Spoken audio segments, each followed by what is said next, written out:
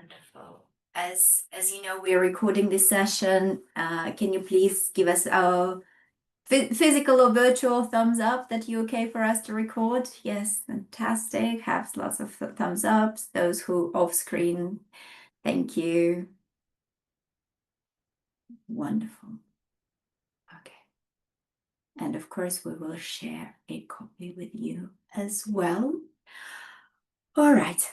Let's begin. So today is another session in the series of focusing on the MEL development and setting up MEL systems. And specifically, we will be talking about mastering the basics and focusing on the development of the MEL framework and how to make it the most effective. We have some familiar faces in the audience. Some of you we haven't met yet. Would you kindly put your name and organization and what you're hoping to achieve or take away from today? That would help us to inform the discussion, and we're always keen on know who is in the room. Just give you a minute to do that.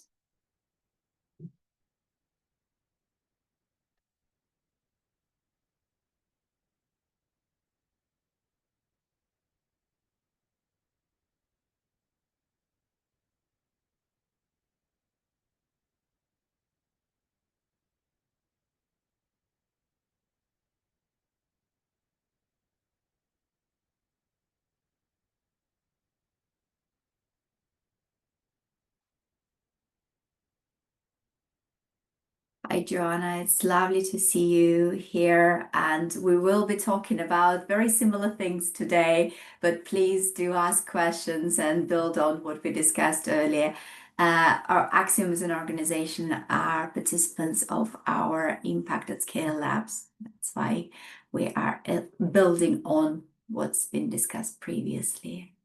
Wonderful. Concrete steps to build MEL framework. We certainly will discuss that today. Understand more on coming with MEL log frames, that's fine. How to develop effective MEL, fantastic MEL framework, and how to create a robust MEL systems. That's all of the things we will be covering today in today's session. So you're in the right place for sure. Wonderful to see you all. And as always, it's me, Dr. Kendra Cooper. I'm Senior Impact Manager, and my wonderful colleague, Sarah Ratich, who is an Impact Manager. We work together on the Impact team and supporting organizations on their MEL journey. So what are we doing today? Today we will be talking about those things that you are craving to discuss, robust MEL systems, and specifically we will start with the theory of change. Theory of change is foundations of everything. We're not going to drill down into your theory of change. We will just help you to reflect on how theory of change that you may have is linked to the MEL framework. We will review the MEL framework template that we developed as a part of the Impact at Scale Labs and the toolkit we have on our website. We, of course, will share that with you as well. So if you have existing framework in place, that's fantastic. Maybe you will find something today in the workshop that help you to improve or advance your existing MEL framework. But if not, you are more than welcome to adapt or adjust the one we have in the toolkit. And we also, as always, will have some interactive activities and time for Q&A. Okay, before we drill down, the most reliable of all scales, ship scale. So I would really love to know where you are on the ship scale today.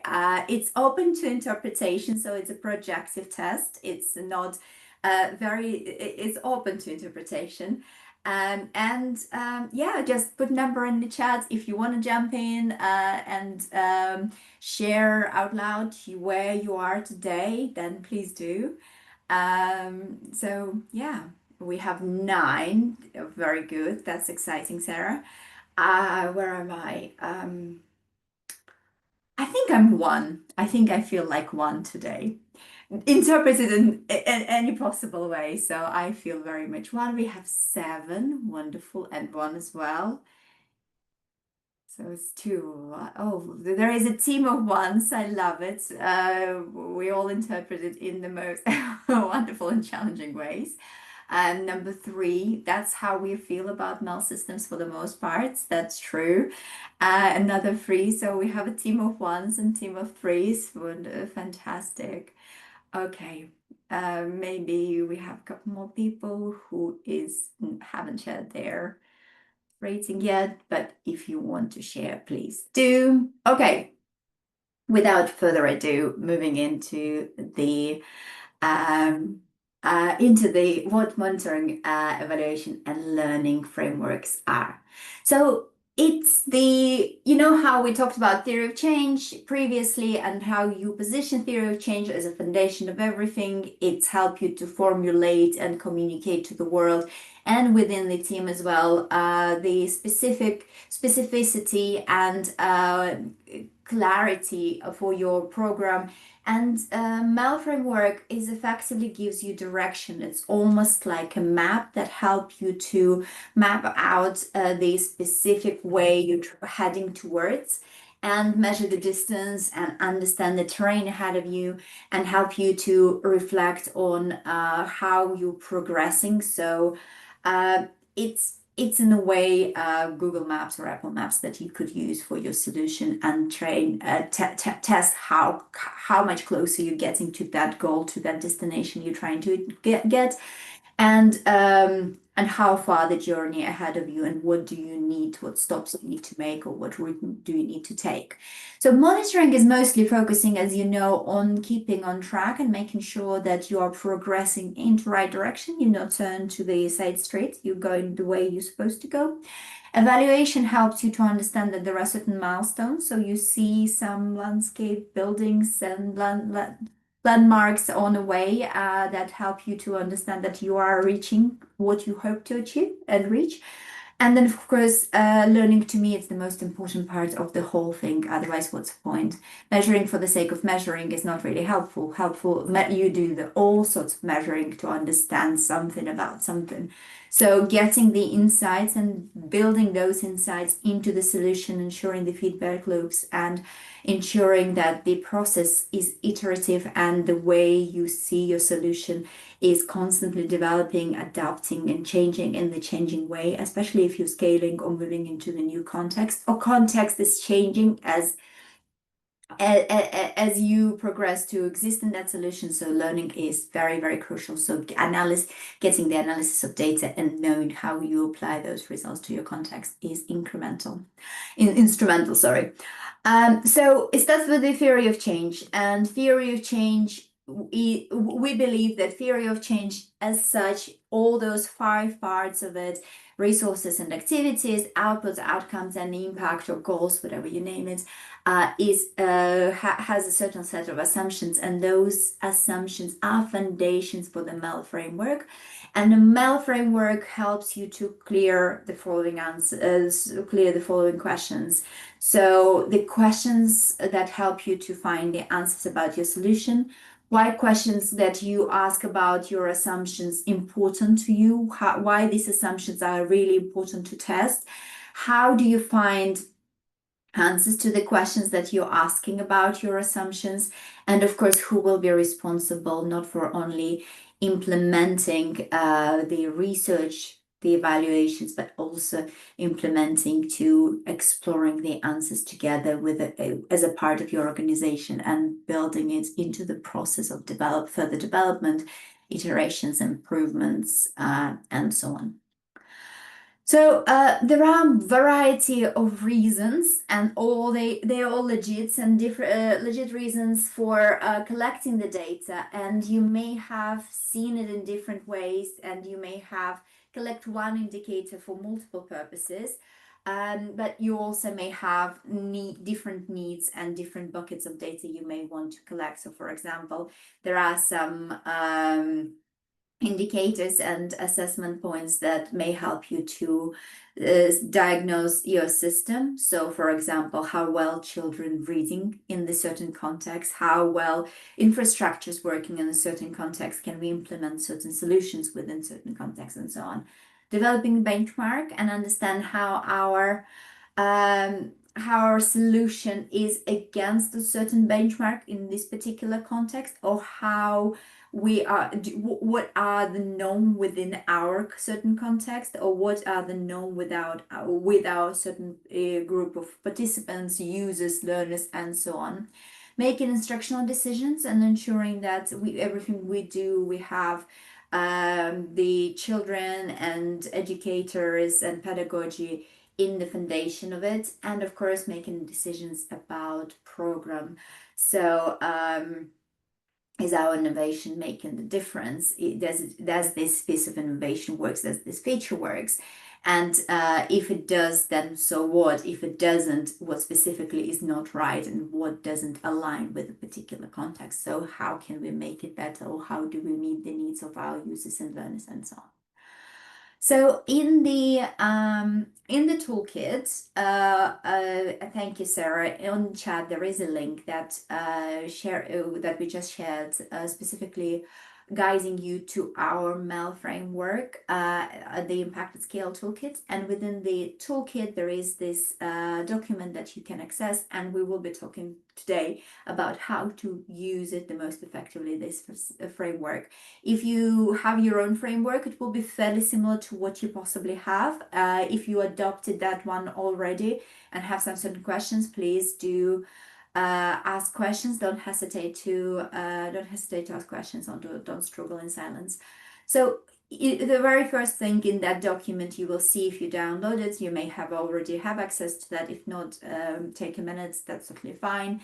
Also, please don't hesitate to let us know if you have any challenges in accessing that. So the very first thing in that document will be the introduction. It will be a very brief introduction how to use the document, and you will see at the bottom of the document, it's a very simple Excel file. In the bottom, you will see the variety of different tabs. And you will notice that we will start with overall overarching question and the theory of change. Then there is a tab for monitoring universe, then monitoring plan, and of course, data sources as the last one. And we will walk through all of them today. So theory of change is a foundation for everything. And this little table is helpful to understand how different parts of theory of change is helpful to answer certain specific questions, and how do they align. So the way we propose you to work with a theory of change is reflecting on the core elements of your theory of change, bringing them into the MEL framework and developing the assumptions. More assumptions you have, the merrier. It doesn't mean that every assumptions need to be tested in the very first instance, but what it means that every assumption will be a foundation for your questions. And every question has a right to exist. How do you choose the right questions, or questions the most relevant or most important or most pressing for you? That's the different matter. And we'll talk about it in a second. So after the theory of change, that you can link or transfer into that tab if it's helpful, or at least signpost for yourself in there. We are moving to the monitoring universe. It sounded to me like we have a question. Daniel, do you have a question?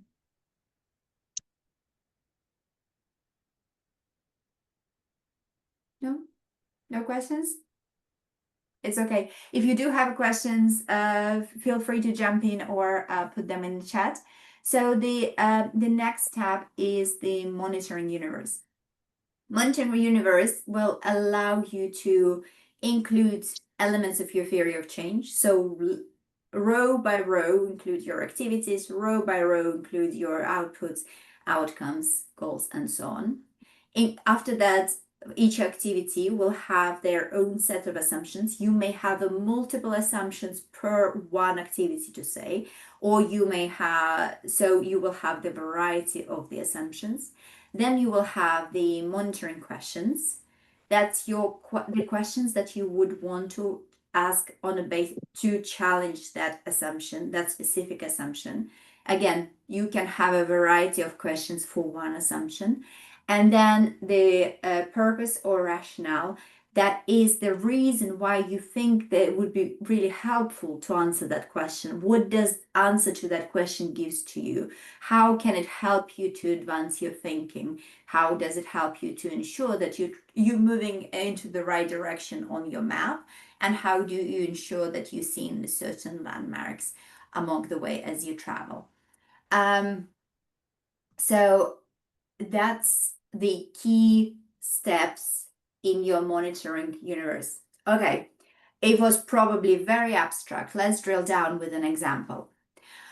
In the Impact at Scale Labs and lab in the cohort one, we had a wonderful organization who we work with, an organization called Dignitas, and they had a solution. They still have it, an app that called Lead Now, and the purpose of that was to support through coaching school leaders and enhance the school-based teacher development in Kenya.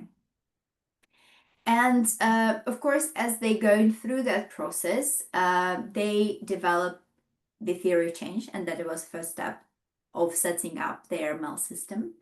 And you can see that the theory of change is very neat and tidy, and it's in this instance, for this example, it is one pager, and they demonstrate the most critical and the most important aspects of their solution for the Lead Now.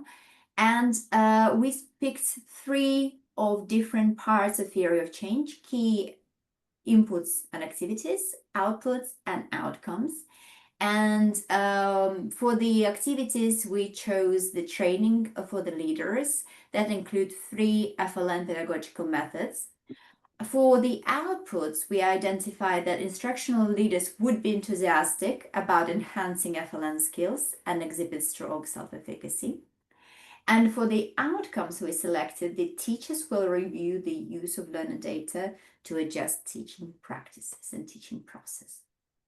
So theory of change, different pieces of the theory of change, and then we are about to move into the monitoring questions. So how do you set up monitor questions? So when you created this theory of change, you may want to think about how do we actually ask the questions. First of all, you develop the assumptions you have about different parts of the theory of change, things that you think that is actually happening. So our world exists of assumptions. So how do we do create those assumptions about everything, and you do create the assumptions, as many as possible, for your theory of change, and then turn the assumptions into the tangible question. And every question needs to be very specific and closely aligned to your assumptions. It needs to provide you with the most accurate data. So you need to think about the measurable and observable constructs or concepts that goes into that question. So instead of "are parents engaged?" that's the answer will be yes or no. What does that question supposed to mean really? We may ask, to what percentage of parents attended at least 3 school meetings in the last term? Then it will allow us to understand not only how parents engaging, but also to what extent and how many meetings they actually attended, and so on. We need to think about the clarity, simplicity, and making sure that the questions aren't leading, because we all want our solutions to work for sure. But what's the point to ask questions if we think we know the answer? So we need to make sure that the way we ask questions, they still allow the possibility for the negative answer, because world is not perfect and our solutions are not perfect. That's why we're asking those questions. As well as asking double barrel questions are maybe not the best idea. So something and something, then how do you find the answer to this? The questions need to be fairly specific. And of course, it's important to focus on the high value questions that inform the decisions and learning and improvement. So your questions need to have the great purpose, because you have a fine amount of resources and a fine amount of time, and when you will be prioritizing, you still need to have very, very good questions that give you the best possible answers and the most meaningful answers, as opposed to asking questions for the sake of questions. Okay, so back to the Dignitas example. Remember activities, outputs, outcomes, and they had the assumptions. So, for example, in the activities, we said that they training leaders and in FLN pedagogical methods. So the assumption there, if instructional leaders are exposed to evidence-based FLN pedagogy through engaging and context-relevant content, and receive timely feedback, they will internalize and apply these methods effectively in their roles. So the idea is the leaders engaging with the content, the assumption is that they will actually do something with that content and they will learn from that and they're going to become better. So the question is, the question they may ask would be, what process and strategies were used in administering the training and how did they influence the outcomes? So process is important. We want to know as many details as possible. And it's important for us, the reason why we want to answer that question, to understand the process of implementation of training. If we know how solution is being implemented, then we can replicate it. If we know how solution being implemented, then we can drill down into the outcome studies and into the evaluation. If you know how solutions being implemented, we can scale elsewhere because we know that it works and we know exactly what worked about it, and so on. So we can ask very similar sort of questions about the outputs and outcomes relevant to these specific elements of your theory of change. So, okay, there are lots and lots and lots of questions. Your theory of change is probably quite extensive and you may have a lot of assumptions, hence you will generate a lot of questions. So how on earth do you suppose to select which one to answer? As I just mentioned, there is a fine amount of time and a fine amount of resources, and not even every team has a MEL capacity in place. So how do we get around of all that? So you reflect on the following. You reflect on your organizational strategic priorities or programmatic strategic priorities. You reflect on your reporting needs, because we all have them. You reflect on whether it's feasible to answer that question. And of course, is it practically possible? Let's drill down. So your strategic priorities. The things you want to think about is where we are on our scaling journey, or where we are on our journey as an intervention or as a program. What do we actually try to achieve? What data would be the most meaningful and useful for us? Do we want to use this to improve our intervention? Or do we want to use this to replicate our intervention because we already know the intervention works, and so on? So we need to think about our strategic priorities, us as an organization, us as a program, where we are currently in the development of the program, where we are in communication with the world, where we are in communication with the different stakeholders, and so on, and what data is useful for us for the next steps.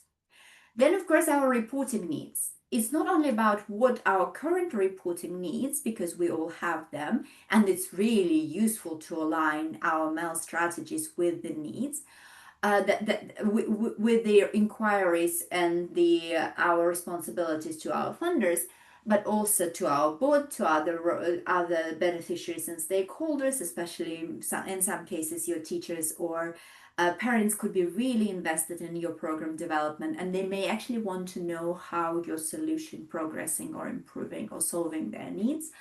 And another useful element to think about is your perspective, what's next. So what in principle your funders are interested in. So are there any particular dimensions or any particular indicators that you can share with them in order to attract more funding? So could you be clever about how do you use your monitoring in order to attract more funding? So what's visible? Is it actually realistic and meaningful to answer that specific question for us? Is data maybe already available? Sometimes, especially in the context of EdTech organizations, you You might be collecting a lot of data even without thinking about that data. So you may have a lot of data. So do you really need to collect more of it? Or do you need to reflect on the quality of data you have? Is it the good quality of data? Do you have tools to collect the good quality data? And do you actually need to train somebody to get that data?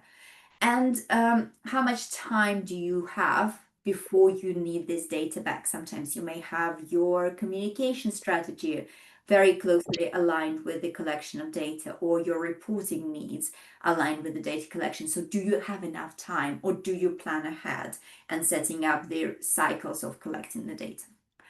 And then finally, the practicality. So there are, as we said, there would be lots and lots of questions you would want to ask. Of course, we want to know about what teachers think. Of course, we want to know what teachers do, what they feel, how do they feel about our solution, how our solution can be better, and so on and so forth, and myriad of other questions. However, not all the questions we can really ask, because we also know that teachers are really busy people, and in order not to annoy them too much, we need to cherry pick the most meaningful for us and not the most burdensome for them.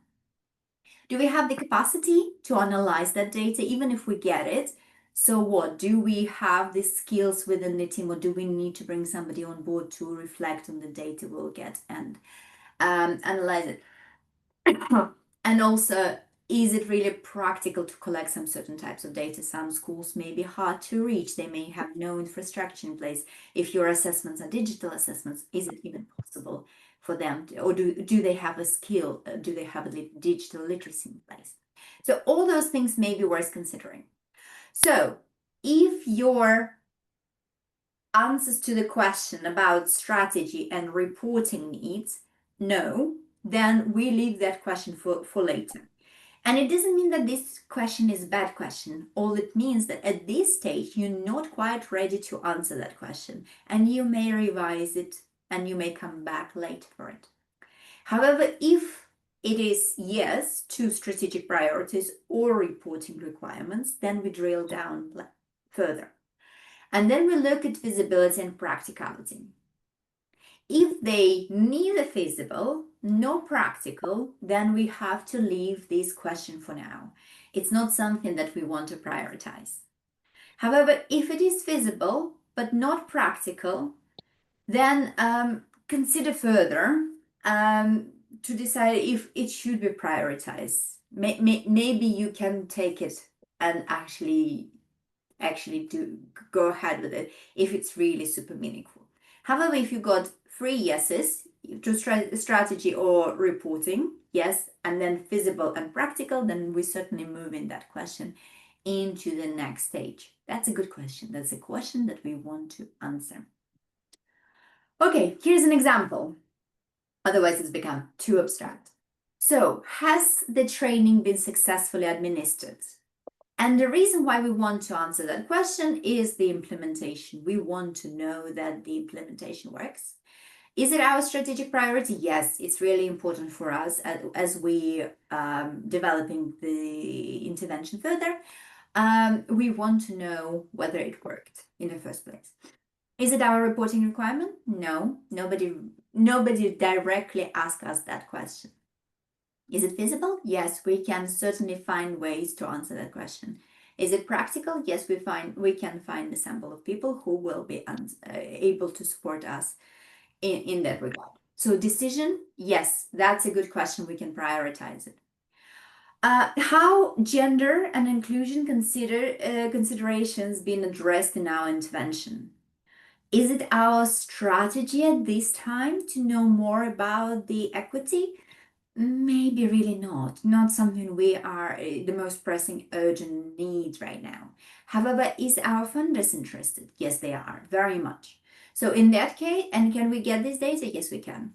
So in that case, yes, that's also the question we can take forward. What's the average length of the time teacher spends on the login page? We can drill down on understanding of UX UI. Is it really important how much they spend on login page? And no, we already know that our solution works. No, it's not our strategic priority. We've moved on past the point of UX UI for now, and we're not redeveloping our login page. And it's also nobody really interested from the reporting requirements. Then with this question, we can leave behind for now. If we will do further changes to our platform for whatever reason, then it might be a good question to revise. Then it might become our strategic priority, but not now. Okay. Now, I would like to invite you for the activity. We will send you to the breakout rooms. And what I would like you to think about is come up with an example of 4 questions. So when it is, yes, it's strategic priority, but not necessarily a reporting requirement. Yes, it is practical and feasible, but strategically not that important. Yes, it's strategically important, but not practical and feasible. And no, it actually doesn't meet any of our criteria. It could be as any hypothetical question as possible. Or you can use your own examples, that's also totally fine. And there is a screenshot in the chat. So when you're in breakout rooms, don't feel lost. If you don't remember all the variations, it's okay. It's in the chat for you now.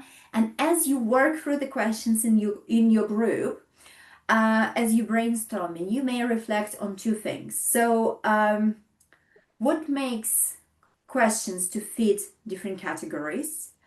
And what would you still prioritize it, and why not? So reflecting on those 2 things. And if you have any questions before you go into breakout rooms, now is a really good time to ask them.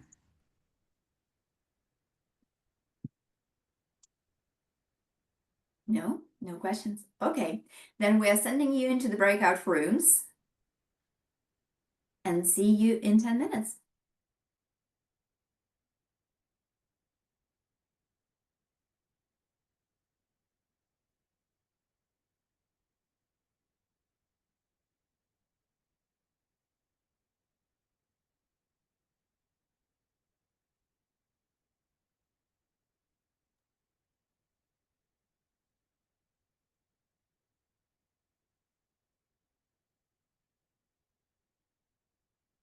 Can I join any?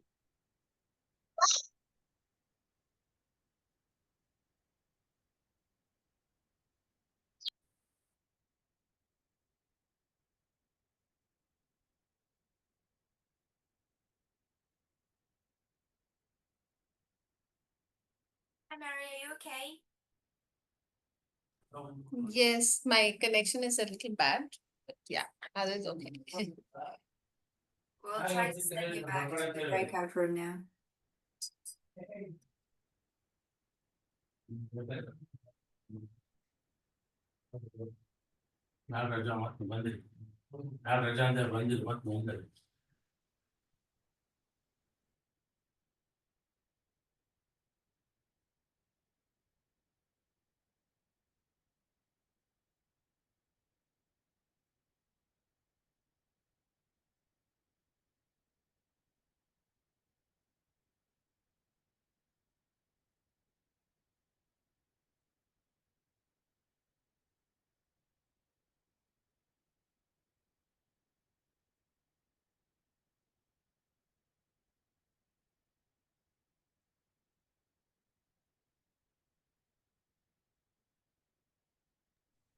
You're being sent to a group?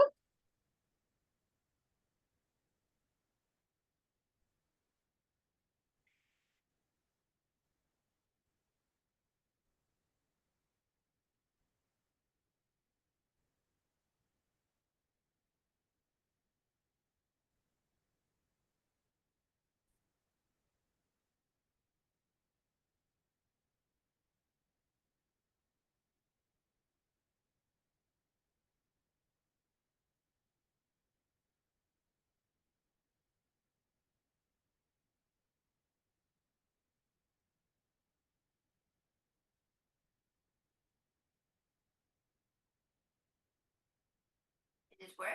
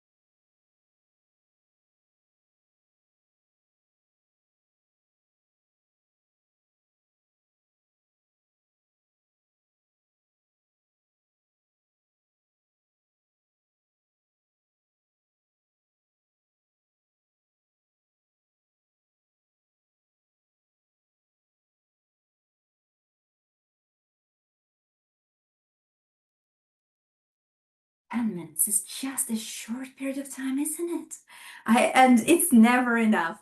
I find breakout always in the breakout rooms, like you still have something to say, and it still uh, get carried away into the main room. Anyway, I hope that you had a productive conversation, so you've started a productive conversation that you would be able to reflect later on. We had a fantastic question in our group. Would it be okay, Harriet, if I repeat the question just very briefly? Yeah, that's fine. So the question we had in our breakout room is how much is enough? So we will prioritize, but really, how many indicators or how many questions do we need to take into our MEL systems? And what is good enough, but also what if we're missing something? And I suppose it very much depends on the size of your team, and the capacity of your team, at priorities that you currently have. And reflecting on strategic priorities is really critical because it's affecting what you're taking into your MEL framework and your monitoring structure. However, both theory of change and MEL framework is not set in stone. Both of them meant to be living documents.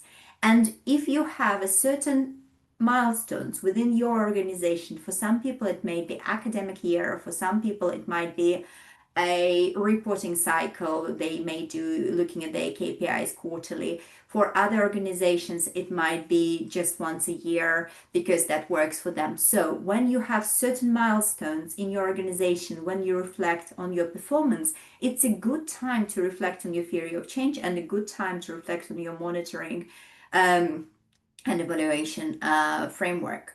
And how you do it, you skim through the list of questions you have and skim through the answers you gave. Your priorities might have changed in 6 months. And some questions that you are been answering, you have answered and you don't want to continue answering no longer. And other questions are become more important to answer, so you can move them into your monitoring structure. So it is very, very living document that needs updating every so often. And yes, if we and also if there is a funder who want a very particular element of the data and you have everything else but not that, you can't have everything, and they also need to be realistic. So if you have the concrete evidence that your solution works and you have the key variables that indicate that that's the critical variables for the success of the intervention or a program, that should be sufficient. But you also can promise to them that you will drill down, as it will become your reporting priority, and you will include it into your new updated version of monitoring and evaluation framework. So that's okay. It's impossible to have all the answers. And people, I came from the academic background, and there is no more meticulous than professors who ask very tricky questions and they expect you to know all the answers. And it's okay not to know all the answers straight away, but it's okay also to come back and say, we will find out. It's possible to find out. We just don't have it at hand. But what's important, we know that solution works. Okay. Do we have reflections or questions after this activity?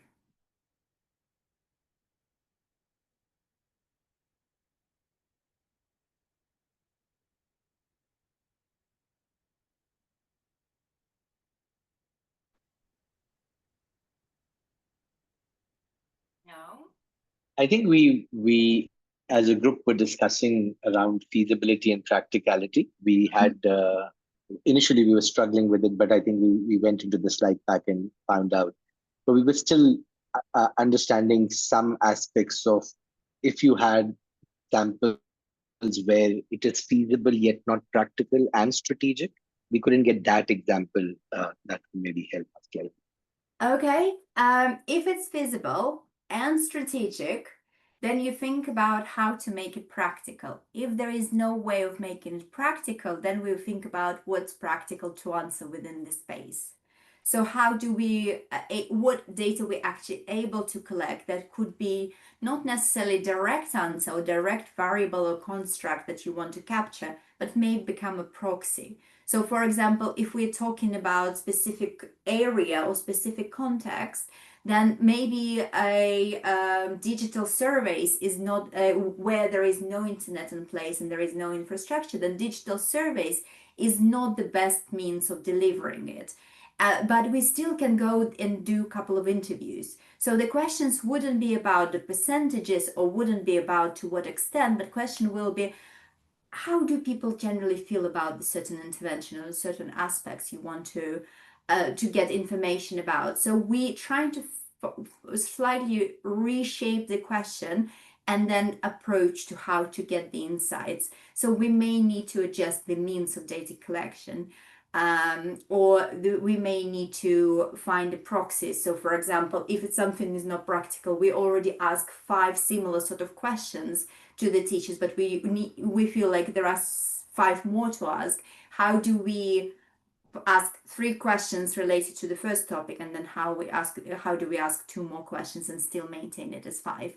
So in order to avoid the participant saturation, so people will actually give you the answers, because when we ask too many questions, people will start to drop out or leave blank answers.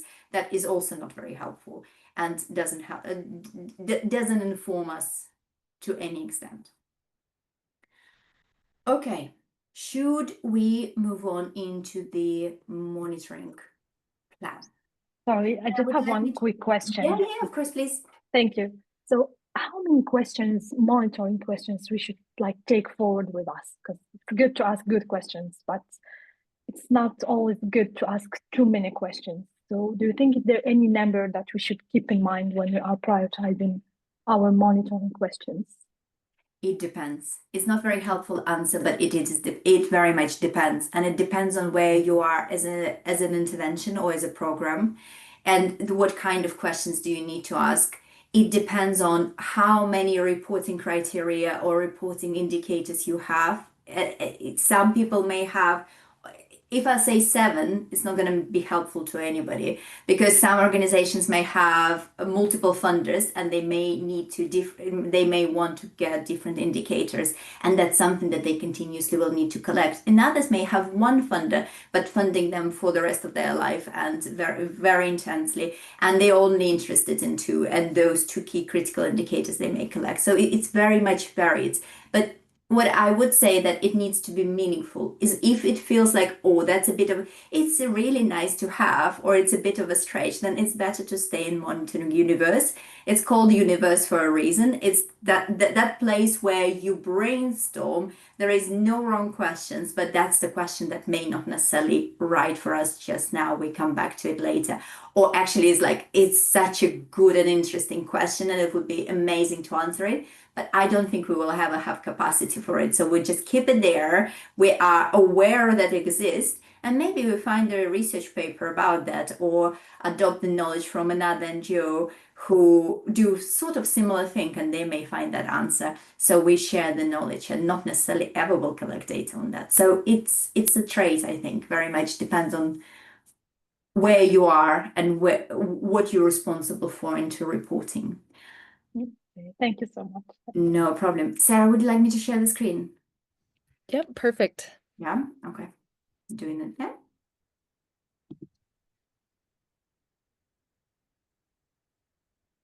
So as Ekaterina said, now we're going to start move on from talking about the monitoring universe, which is all of the questions that you could possibly answer related to your theory of change, and start narrowing it down to your actual plan. So if you're using the template that we shared from our Impact at Scale toolkit, we're now moving over to the next tab, tab 4, which is the monitoring plan. And now we're going to take what we have so far from our theory of change, our questions, why we want to know the answers to those questions, and get a lot more practical with it. Thinking about what's our success criteria? How are we going to measure this? Where are we going to get the information? How often are we going to need to find this out? And who in our team is going to be responsible for this?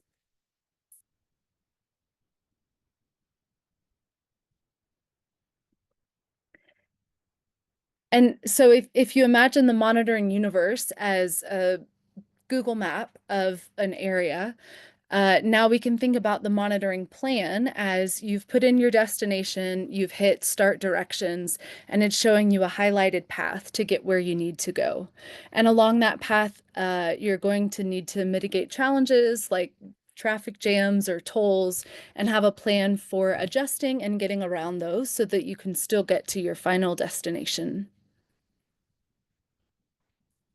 There are a few purposes of the monitoring plan. First, it's to prioritize the most important questions, the process that we've just talked about.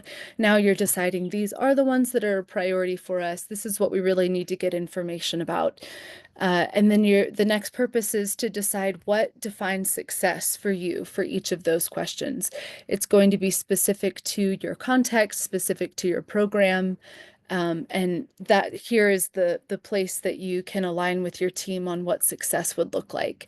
And the last step is to talk about how you're going to do this and who, so that you really do have that action plan to get this information.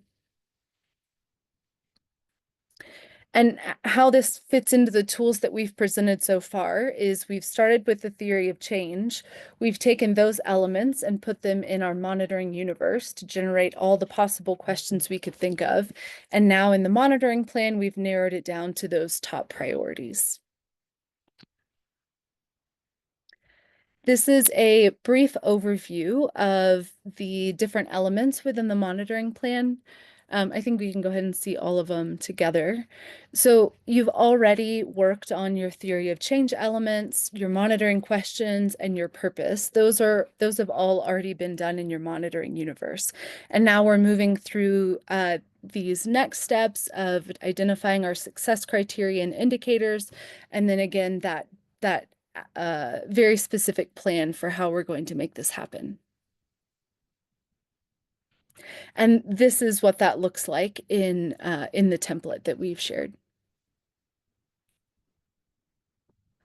So this is back to the monitoring universe now. You can see here you in your last column, you've decided, are you going to prioritize this question? So you would start by looking at all of those that you've answered yes, and copy over these first 4 columns into the monitoring plan on the next tab.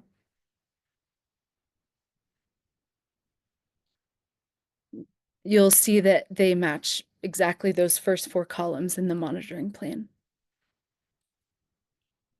And now the new information. Now it's time to think about what success would look like for that particular element. It's important to define your success criteria ahead of time so that as you are implementing your project, you're going to know what you're working towards. You need to think about what success would look like in real life, whether that's in the classroom, whether it's in homes. This needs to be something that you're actually going to be able to see in that context. This is something that you'll need to do for each question that makes it over into the monitoring plan. And you're going to want to make sure these criteria are specific enough that you're going to be able to get a solid answer to that question without any ambiguity. And now we'll go back to the Lead Now app example.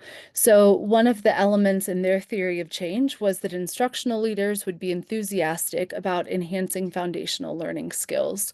So you can see that one of their success criteria was that there's an increase in proportion of leaders with positive attitudes.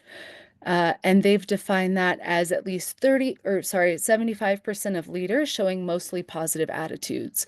And you can see how specific that is compared to something like leaders show positive attitudes in general. If you left your success criteria at leaders show positive attitudes, that wouldn't be specific enough for you to be able to draw a conclusion at the end. So how many of the leaders do you expect are going to shift their attitudes? Another point, if you're looking down these success criteria, starting with activities, Their activity was training leaders in 3 foundational learning methods. So their success criteria for their activity was that all leaders who are enrolled in the program complete the training in the 3 methods. Because it's at the activity level, it's something that they have a lot of control over. So they're able to set that success criteria very high because the giving that training is in their hands. So they're confident that they can keep that at 100%. Then when you move to outputs, now you're down to, you're hoping that, or planning for 75% of the leaders to have positive attitudes, because it's something that you have a little bit less control over. And then when you go down to the outcomes, teachers using the data to adjust teaching processes, they're looking for 25% of teachers to display the practices that they're looking for. So these aren't magic numbers, but just as a general principle, as you're thinking through those different elements of your theory of change, you want to take into account the level of control that you have over each of those elements to think about what's reasonable for a success target. You might be able to get these criteria from work that other people have done, research that's been published. There might be guidelines from your area that you can pull from. You might also be able to use data that you've collected previously. If you've implemented this before, you might have an idea of what you were able to do the previous time and use that to inform what your success criteria would be. Other times, you might not have a lot of information to decide what is a reasonable number to set. And in that case, it makes sense to choose whatever you think is most reasonable. And then you might have to adjust it once you start implementing and seeing what it looks like in the real world. Oh, and great point. Ekaterina put in the chat that success criteria is target. So we're talking about setting our targets here.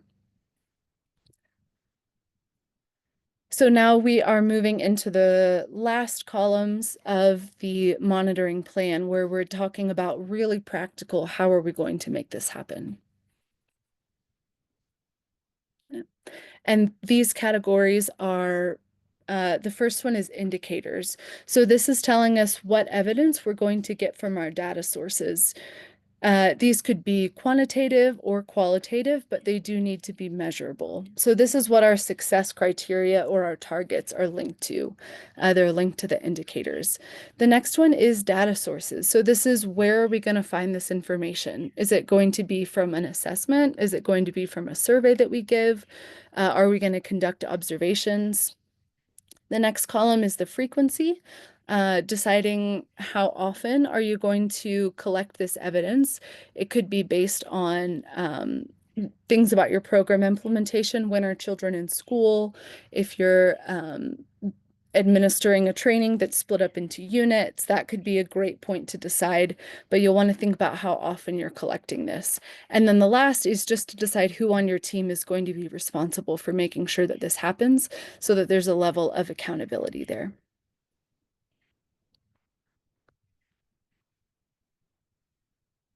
And here we'll go back to the Lead Now example. Their first success criteria was that all leaders enrolled in the program complete the training sessions in all 3 methods. So they knew that they would be able to get this from attendance records. So every time they give a training, they collect attendance, and that's where they're going to be able to get this data. You can see that their indicator, which is the proportion of teachers who complete the training, is aligned with their success criteria. Those are just 2 sides of a coin. They realized that it would be feasible and meaningful to collect this at the end of each training component, and decided that their training lead would be responsible for making sure that happens. And then you can see a similar trajectory for each of the other elements. And the very last step is to then compile all of the places that you're planning on collecting data. So an example of a data source would be an online teacher survey. So you would do this by looking at that column on your monitoring plan and just putting all of those data sources into this 5th tab. The reason that it makes sense to have it in a separate place like this is that you could have one data source that's helping you answer several of those questions on your monitoring plan. For example, you could have a survey that covers anything from teachers' attitudes to how they describe what they're doing in their classroom. And then you would be getting being able to answer multiple ones of those questions with a single data source. So by copying all of this over into the last tab, it's another opportunity for you to check to see, is this something that's going to be feasible for our organization? When you look at all of those data sources together, is that genuinely something that you're going to be able to do? Or do you need to go back and reflect again on your priorities? And to the question about the number of monitoring questions that could be appropriate for a monitoring plan, even though there's not a perfect number, looking at all of the data sources together can help you sense check whether the number of questions that you have is really feasible. Because, for example, if you have 2 monitoring questions that you can answer in the same survey, then it's not a big jump to be able to have both of those questions. But if you're seeing that each of your questions is requiring a totally different data source, you might need to think about if there's a way that you could get multiple of those questions from the same source, or again, if you just need to reevaluate your priorities in those questions.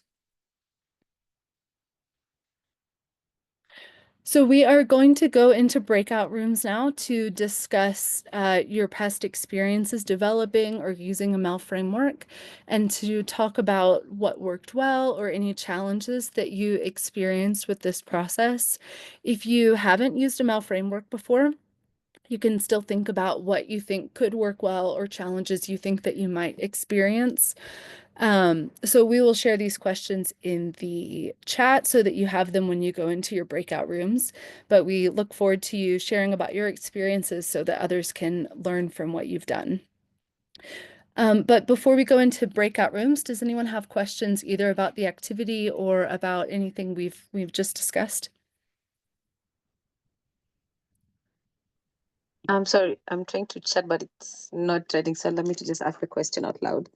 For the MEL, there's, I'm trying to think about, I don't know how to phrase it, but around just the, not genuineness, but like if we're to do the MEL on ourselves, by ourselves, versus having an external MEL consultant or organization doing it, how do you justify it? Like to find out that, okay, ours is also valid and real and everything, or is there necessity of having to always have an external MEL, and when do you decide to have either or?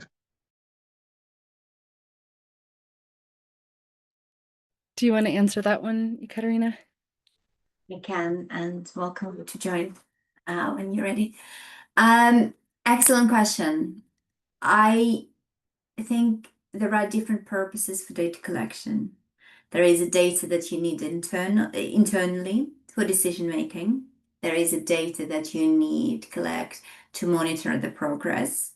And there is a data you need to evaluate the success. And these are sometimes overlapping, sometimes different types of data.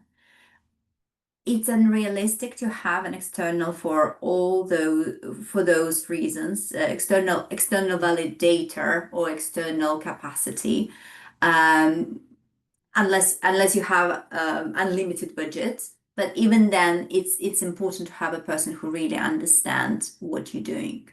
So for the most of those reasons, address those reasons, you can do that in-house, because there is a very little there is a very little point of tricking ourselves if we see that implementation doesn't work appropriately. We really need to ensure that there is a training in place, so there would be a correct implementation, or that we know how specifically our solution should work on the ground.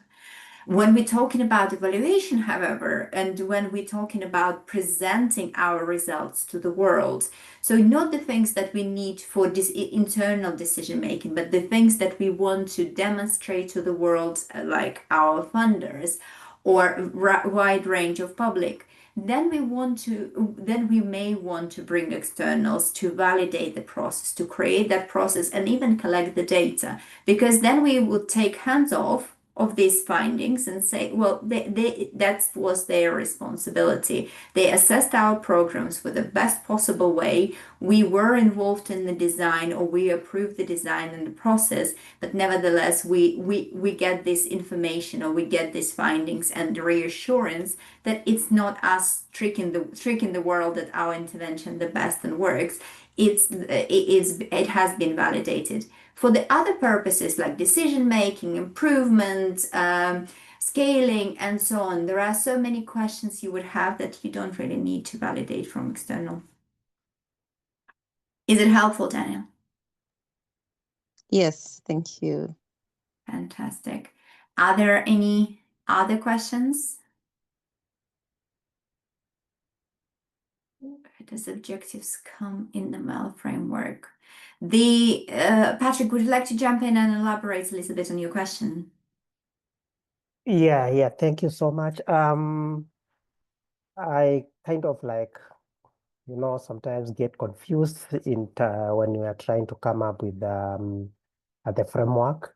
And when we are looking at assuming like doing several programs, and I want to look into how I'm gonna make sure that they marry to come up with one consolidated framework. So now, when it comes to like objectives, kind of like the objectives like the purpose or rationale, or where does the word objectives come in when now we are doing the framework? Because like when I'm looking at now monitoring questions, maybe I mentioned that is something new to me and I'm still learning. So where does like the objectives, because I'm thinking that I have an objective that I want to achieve, and then I do the inputs, the outputs, the means of verification, and maybe my targets, such things. So my question is, when I'm creating the framework, where does objectives maybe lie? Okay, if I understood correctly, and please jump in if I didn't, you're talking about objectives for the intervention rather than objective for collecting certain information. Objectives for the intervention. For the intervention. Okay, Yes. we reflect on the objectives for the intervention at the theory of change stage. And hopefully Okay. theory of change will, across different parts, will be very closely aligned with your key objectives. And remember, you may have a multiple theory of changes. You can have theory of change at the organizational level, and more specific one for each project. And you will start with for each project, you will start with the objective or problem statement. And then you will have a theory of change that would lead you to the impact of that intervention. And that impact will feed in back into the impact of your organizational theory of change. And those things hopefully will be closely related and sing to the same song of the same impact you hope to achieve across the board. So your objectives come from as a problem statement or objectives for the intervention, theory of change, and then from the theory of change drilling down into the assumptions. And assumptions become your questions, or you can have lots of questions about the different assumptions, whether it's at the organizational level or intervention level. And then you also have the objectives here past the question, because they help you to define why do you ask that question? What does this particular answer will help you with? Okay. Fantastic. Do we have more questions at this stage? No? Okay. Then let's do very quick activity. Oh, sorry guys. Here you go. Shall we send you to the breakout rooms to reflect on the following questions? So what is your experience has been previously? If you don't have any, reflect on why and what would be helpful and what worked for you, or if you don't have one, would you like to your MEL framework to actually help you with? And then of course challenges that you foresee in developing one, or challenges you have had previously in establishing your MEL systems in place. Okay, let's do let's do 10 minutes reflections. I think we still have time. We should be okay.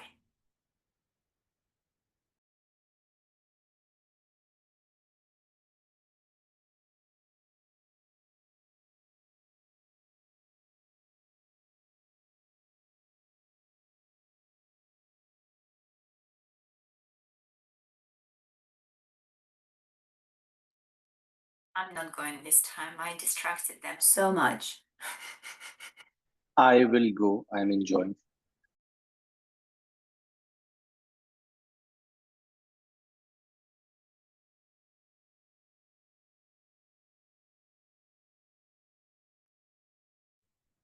Welcome back. I would love to hear your insights and reflections on your previous experience, or things to see forwards with things that worked well and the key challenges you experienced. And if you have any questions as well, please. Do we have a representative from room 1? If you know that it was room 1. Go on, Laura. Okay, I don't know if I was room 1. I'm just sharing. But yeah, I was talking about learning from the first session on theory of change, that you could have an organization theory of change and a project theory of change. And we shared, I shared how we just finished a cycle of a 2-year project that we didn't have. We don't have a MEL team. I'm here as a small nonprofit, local nonprofit. I do MEL, I do projects, I do everything. But this project was it was so big. We had government partners, 2 universities. I'm pleased this should stay in this room because it was such a big project, successful, but no MEL. And we're just writing our final report. And there was one particular question. We did an end line, and I was sharing with my friend, and she said, so what was the baseline? I was like, oh, we didn't ask this at the beginning. So we know the answer at the end. We didn't know what it was at the beginning. And we're like, and we've done this for 2 years and we didn't get that answer. So basically the lessons for us are, we need to have a MEL framework because we were looking for funding to scale this up. There are clearly successes that we were able to measure, but we feel that if we had a MEL framework, we will be able to ask the right questions. We will be more focused. We wouldn't have wasted so much money going everywhere, doing everything and trying to measure every single thing. And we believe that we'll be able to raise better funding if we clearly know what we were doing and we know what success looked like from the beginning and we were measuring for that. And so what we've done is, I had said that I would finish this session before we start cycle 2. I'm not doing anything until we do have the MEL framework in place, because it's just going everywhere, trying to do everything if we try to do it the way we did the first cycle. Yeah, so that's the Andre, if that helps you, I've worked with many organizations, and many a times, many projects have no baselines and a very good headline, because the baseline is your heart, right? So it's not wrong, but it's problematic. Yeah. I think we had a very similar experience from Harriet, who shared it on chat as well, right? Thank you for sharing that. That is reality of life, and it happens, and it is, as you said, lesson learned. So what can we do better next time? And that's exactly the growth mindset we're talking about as a MEL learning, right? So it is in a way of experience and learning as well. So I'm really pleased to hear that you will be focusing your efforts on that as well. But it's also, we have to be realistic how tricky it is when you don't have the capacity within the team, or you don't have a dedicated MEL person, and it's a constant juggling. Hence, the prioritization need to be super strict, because one person cannot cover it all and be in multiple places simultaneously.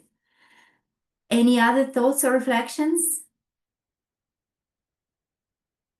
I can share from ours. Thank you.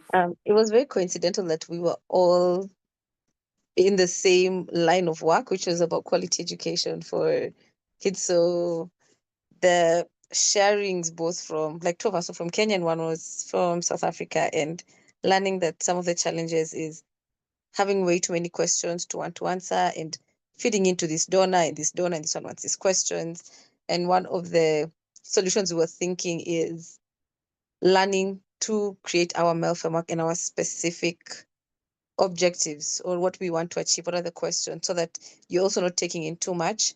Because one thing we've learned that as organizations that look for funders and donors is you want to get in everybody as long as they give money, and that usually can really divert where you're going. I gave an example for Watoto Wasome focuses on children's foundational literacy, 4 to 10 years.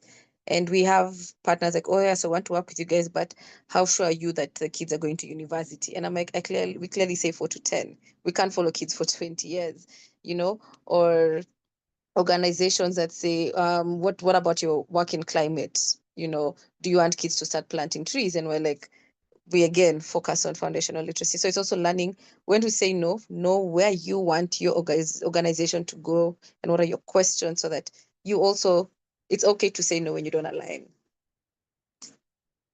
Thank you for sharing. Sounds wonderful. And may I just reiterate, you also have your theory of change as a decision-making tool. You can use it as a decision-making tool. If it doesn't align with, if suggestions or questions doesn't align with your impact statement or problem you're trying to solve, that's okay. But it's just doesn't fit in what you're trying to achieve. Otherwise, it's very, very easy to get track. Okay, we are past the time. If I would be thank you so much for your participation, and I would be extremely grateful if you could share your thoughts and your reflections, or you just scan QR code and give us feedback. We will be very, very grateful, and to make sure that we can do next session even more better for you, and even more. I already have a foundational assumption that it went well, and we will make the next session more relevant and accurate and aligned with your needs. So please do share your feedback, and what's to come is the next time, on 5th of June, we will be talking about strategies for robust program evaluation. So we'll talk about different types of design, how to answer different questions. Not only for evaluations, but for some questions and designs you can implement for the monitoring as well. And we also will look at the key topics that you may need to untangle when you're collecting data or making decisions or implement your learnings. And we will try to make it as practical as possible and answer if you have any questions in terms of the developing the designs and developing the data,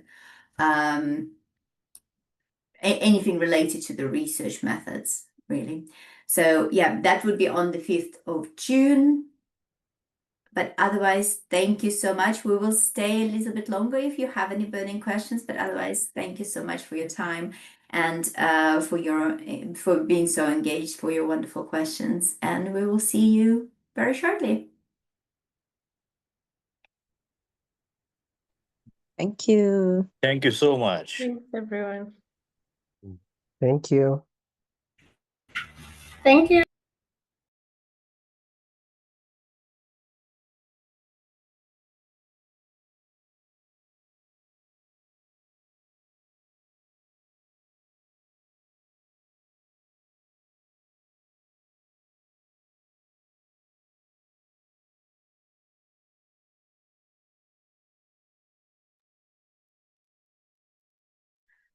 Okay, dokie.